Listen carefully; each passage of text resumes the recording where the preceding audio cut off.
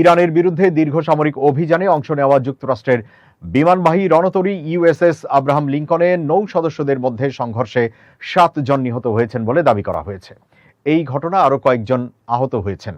ইরানের সংবাদ সংস্থা মেহের নিউজ এজেন্সি এমএনএ জানিয়েছে, দীর্ঘদিন ধরে রণতরীটিতে মোতায়েন থাকা নৌ সদস্যদের মধ্যে অসন্তোষের জেরে এই সংঘর্ষের ঘটনা ঘটে। প্রতিবেদন অনুযায়ী দীর্ঘ সময় ধরে জাহাজে অবস্থান ও মোতায়েন নিয়ে নৌ সদস্যদের অভিযোগের পর পরিস্থিতি নিয়ে কথা বলতে ইউএস সেন্ট্রাল কমান্ডের সেন্টকম প্রধান ব্র্যাড কুপারের একজন উপদেষ্টা রণতরীটিতে যান। এ সময় ক্ষুব্ধ নৌ সদস্যরা তাকে দুয়োধ্বনি দেন এবং তার দিকে পানির বোতল ছুড়ে মারেন বলে দাবি করা হয়েছে। পরে নৌ সদস্যদের মধ্যে সংঘর্ষ শুরু হয়। এতে ছুরি ও অন্যান্য ধারালো অস্ত্র ব্যবহৃত হয় বলে প্রতিবেদনে উল্লেখ করা হয়েছে। সংঘর্ষে 7 জন নিহত এবং কয়েকজন আহত হয়েছেন বলে একটি সামরিক সূত্রের বরাত দিয়ে তাসনিম নিউজে জানিয়েছে। ঘটনার পর রণতরীটির ভেতরে উত্তেজনাপূর্ণ পরিস্থিতি বিরাজ করছে। ইউএসএস আব্রাহাম লিঙ্কন 263 দিন ধরে মোতায়েন রয়েছে। বর্তমানে এটি ভারত মহাসাগরে অবস্থান করছে।